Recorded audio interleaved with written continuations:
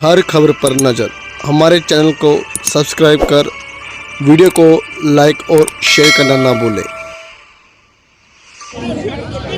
भारतीय मैदान में प्रवेश कर चुके हैं आर्मी एयर डिफेंस के रेडार, जिनके लिए अंधेरे दूर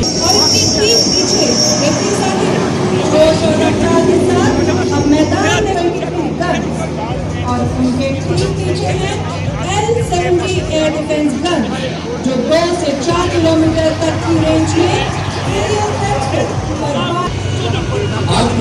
एयर डिफेंस गन्स के युद्ध की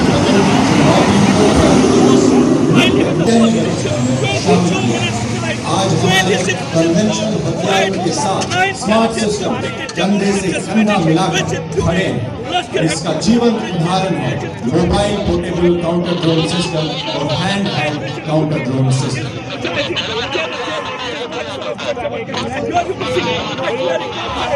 अब इन सैनिक क्षमताओं को सामने देखने का समय है। पूर्वी आकाश की तरफ देखिए, दुश्मन के ड्रोन हमारी तरफ बढ़ रहे हैं, लेकिन घबराइए मत। पहुंच गए थे, वहां से जमकर वो किले की ओर अब बढ़ रहे हैं। इसी कार्रवाई को आपने स्क्रीन पर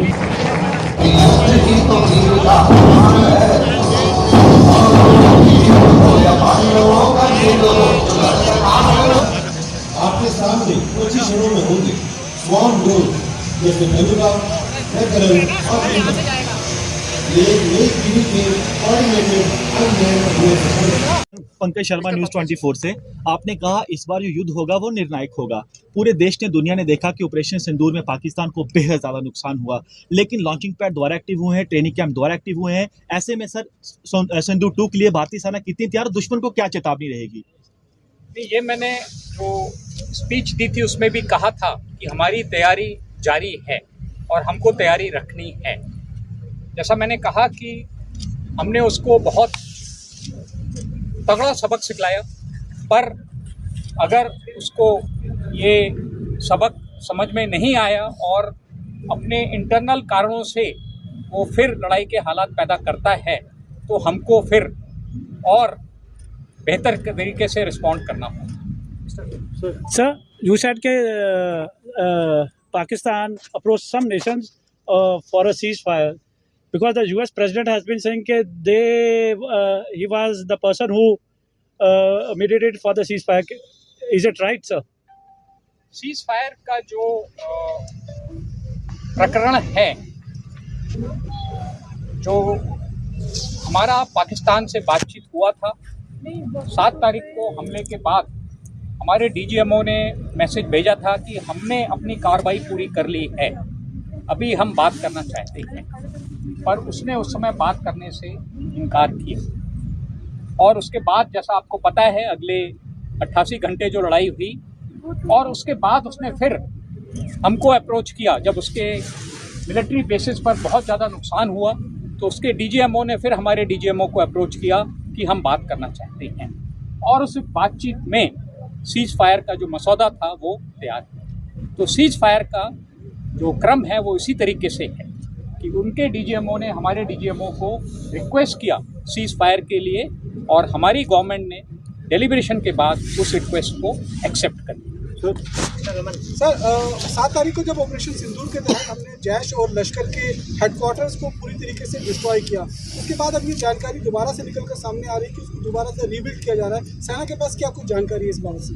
नहीं, हम उसकी जहाँ भी इस तरह की हरकतें हैं, कार्रवाई हैं, हम उस पर पूरा नज़र रखे हुए हैं, और हमको इस बात का ज्ञान है कि वहाँ पर क्या कार्रवाई हो रही है, वो किस तरीके से अपना टेररिस्ट बेसिस को अगर रिजुविनेट कर रहा है या दोबारा से इकट्ठा करने की कोशिश कर रहा है, तो हमें उसकी जानकारी हासिल है, और जो हमारा प्लान है वो हम उसके लिए बनाए हैं। Sir Gursimran from Republic TV. Sir, सवाल के 2 पार्ट्स हैं। एक तो सर आपने कहा कि Pakistan state is being ruled by the military leadership and what all is being done is just to make that they are relevant. Sir, how do you see this, sir? Then I ask. No, this I said in my speech also, that Pakistan military leadership wants to remain relevant They don't want the politicians to take over the power. So the relevance of Pakistan military leadership comes through a state of confrontation with India. So their aim is to maintain this state of confrontation. So despite lot of our peace efforts, we have done it number of times. You are aware, Mr. Vajpayee went to Lahore in bus, but then Kargil happened. Now also we have tried number of times peace effort, but something they will keep doing to keep the state of confrontation with India alive. And that is a cause of worry for us.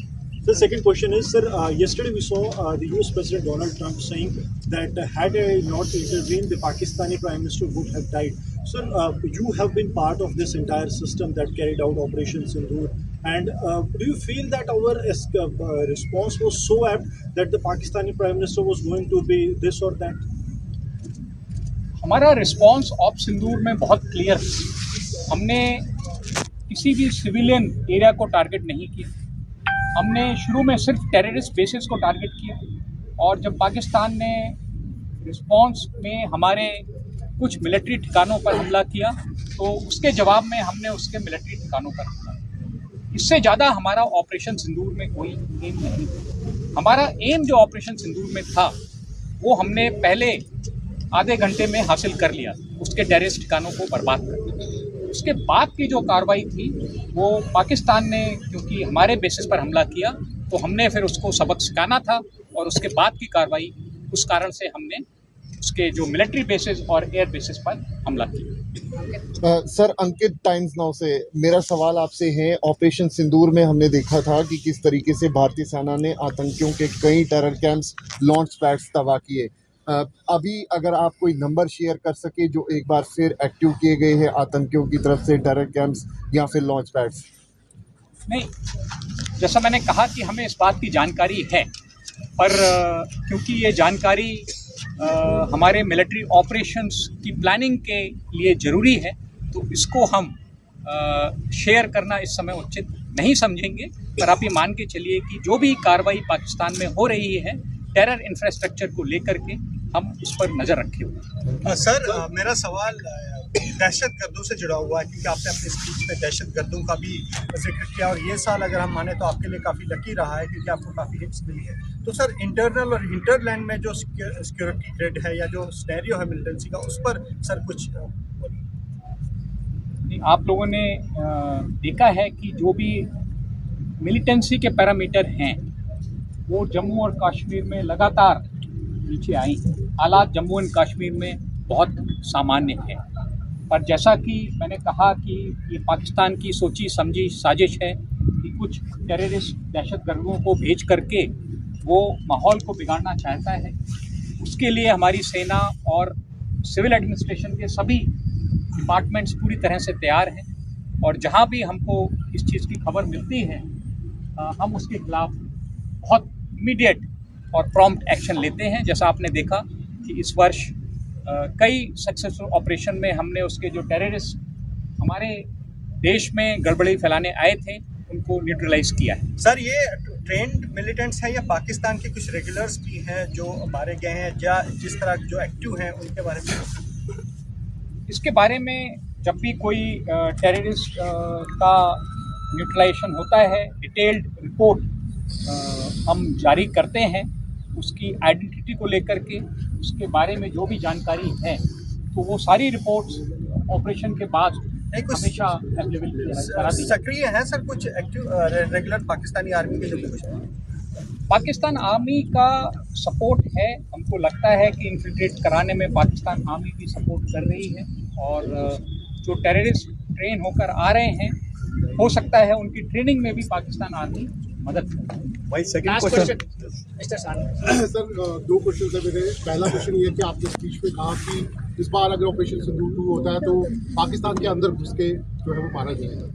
तो क्या इस चीज़ की planning आप लोग कर चुके हैं कि अगर ऑपरेशन 2 होगा तो पाकिस्तान को एक तरह से बड़ा नुकसान आप पहुँचाएंगे? और दूसरा सवाल ये है कि हमने देखा ड्रोन्स जो है उसका इस्तेमाल, इसमें ऐसा लगा ड्रोन वॉर चल रही है। अभी भी पाकिस्तान की तरफ से हर दिन कभी ड्रोन्स की इनपुट्स हमें मिलते हैं। हम कितने प्रिपेयर हैं और क्या आप ड्रोन्स का इस्तेमाल हर जगह बॉर्डर्स पे आप उस तरह हम भी कर रहे हैं उस तरह? Sir, can you elaborate on the drone part?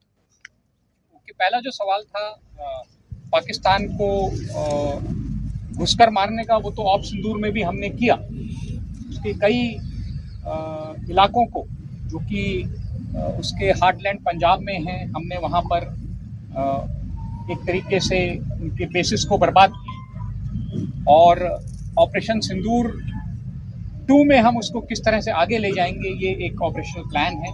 और आप ये मान के चलिए कि इसके लिए हमारी तैयारी जारी। और जैसा मैंने कहा कि ड्रोन्स हमारी इस तैयारी का एक बहुत बड़ा हिस्सा है, क्योंकि ड्रोन्स हर ऑपरेशन में ड्रोन्स का इस्तेमाल आज की तारीख में हो रहा है। तो हम भी ड्रोन्स में बहुत महारत हासिल कर रहे हैं। So, as you said, that many drones have been manufactured indigenously. Can you little elaborate on that? Or how many drones were shot down last time? अभी आपने आज के प्रदर्शन में जो ड्रोन्स देखी, उसमें ज़्यादातर ड्रोन्स वो हैं जो हमारे वेस्टर्न कमांड की वर्कशॉप्स ने खुद ही बनाई। यानी कि ड्रोन्स का फैब्रिकेशन हमने आर्मी में भी शुरू कर दिया है और काफ़ी बड़े स्केल पर हम ड्रोन्स को फैब्रिकेट कर रहे हैं।